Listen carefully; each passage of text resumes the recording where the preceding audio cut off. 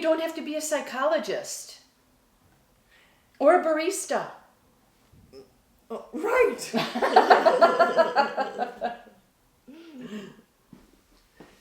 Hey, it's me, Natalie Fierce, and welcome to Coffee Time with me and my mom. I've noticed lately that I've gotten a lot of brand new subscribers, and I think most of you have found my channel through my shorts. Not my pants, but my short videos. The purpose of these long form videos, it's where I get to know you and you get to know me.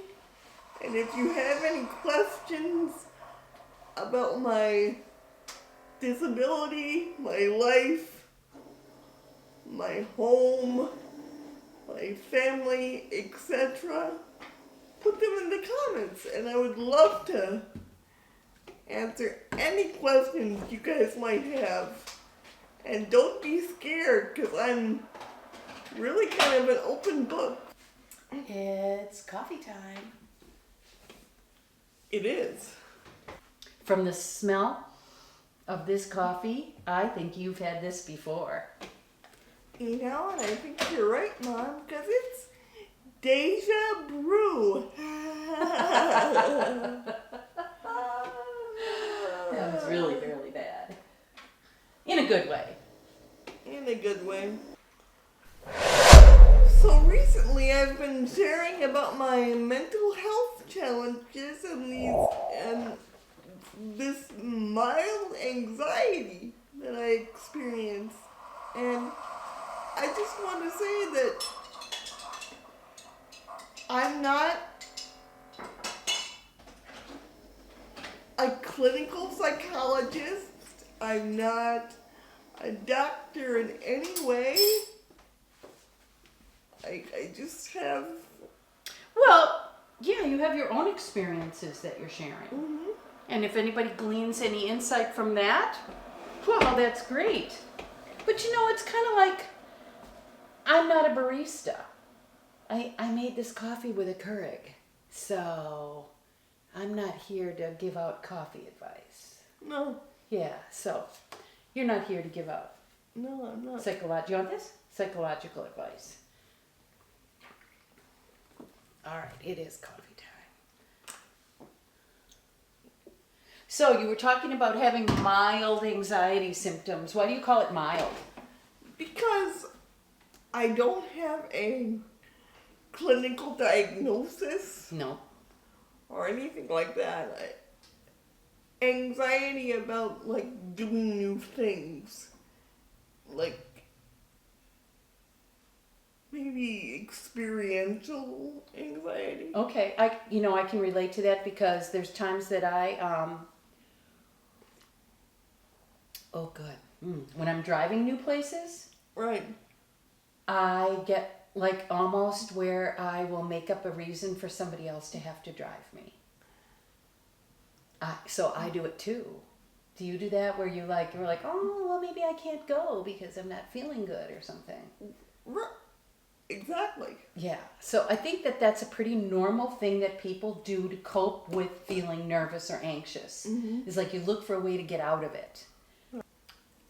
You know, and I also have this voice inside my head that says, oh, you won't like this party, or they might not have food I like, or there might not be a person there to take care of me if I need something. So the voice in your head goes to like all of the possible negative things that could happen or you'd experience? Right. So do you ever try to tell the voice the positive things that could happen or you could experience? Do you ever talk back to it? Not really. Do you think that would be a good strategy sometimes? Probably. Yeah, because I think what you do is you wait for me to be the voice that talks to your other voice. Right. Oh, Natalie, you'll have a wonderful time. Oh, Natalie, so going to be there. They'll help you with this, blah, blah, blah, blah, blah, blah. And then I talk you into being comfortable. Right, you do. And I should talk to my voice and tell it, I can do this. Yeah, because it's really that simple sometimes to just talk back. Right. But I think most people aren't even aware of that voice. Mm-mm. So it just, like G.I. Joe, knowing is half the battle. Right. Now we know. And knowing is half the battle. Okay, so you have a really good example of how this plays out in your life, right? I do. And I think that this is a hero story. All right, so a year and a half ago, I'm reading Where the Crawdads Sing, and I'm telling Natalie, oh my God, you'd love this book. It is so beautiful, the scenery and there's some adult topics, yes, but it's a beautiful story, a beautiful book. Right. And what was your answer to that? Oh, I don't know if I'll like it because of the mature themes. I usually don't gravitate towards books like that. I'm more of a young adult fantasy type Right. book like Harry Potter and Yeah, and you've really avoided reading more adult-themed novels. because I think they might be hard for me to understand, like the plot. So the voice in your head is saying, Natalie, you need to stick with young adult books because you won't understand adult-themed books. Mm-hmm. No. Okay, so what happened is that I wanted Natalie to read this book, and then we went on vacation, and Jordan, Natalie's stepdad, read the book on vacation. You know, while we were on the plane. Yeah, and he loved it. And then the movie came out. And we were like, oh, Natalie, will you read the book so that we can all have read the book to watch the movie together as a family? It was kind of something we wanted to do together. Right. And that was what talked you into trying the book, right? Yeah. So what happened after you tried the book? Even though there were some adult themes and I got...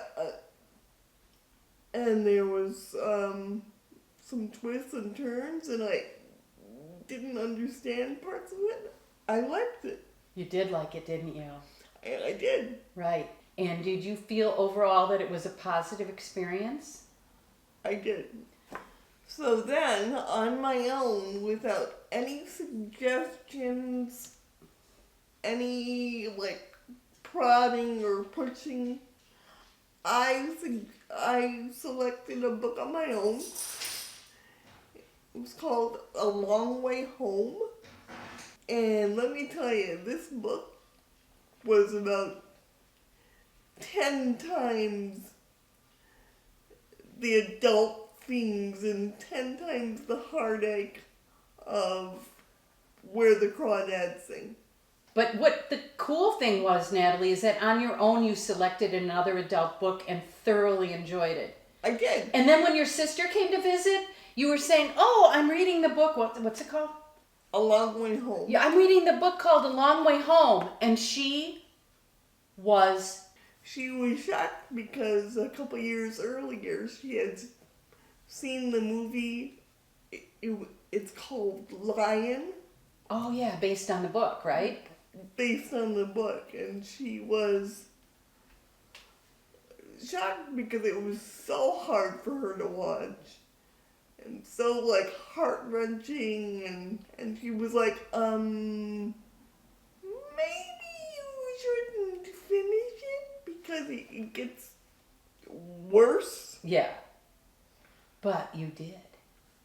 I did. And I loved it. Yeah. It made you cry, though, in several places. It did. Yeah, you would come to me and say, oh my God, my book, oh my God. Help. But then you got to the point where you didn't want it to end. No. You loved the story so much. Yeah, because it was Yeah. it was happy in the end. What are you reading now?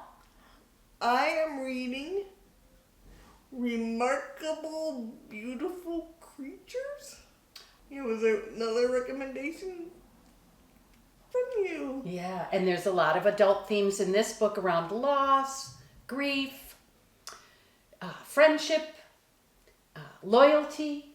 Just, it's a beautiful story. And I think that the lesson here is that you can challenge your little thoughts and your little voice in your head that says, oh, you're not going to like it. Oh, it's going to make you sad. Oh, you're not smart enough. All of these things that we have in our head, we all have it. You can challenge that voice. You can talk back to it, right? Yep. And you don't have to be a psychologist or a barista. Oh, right.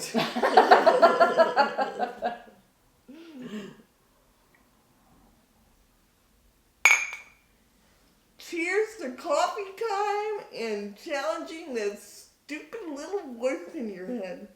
I agree.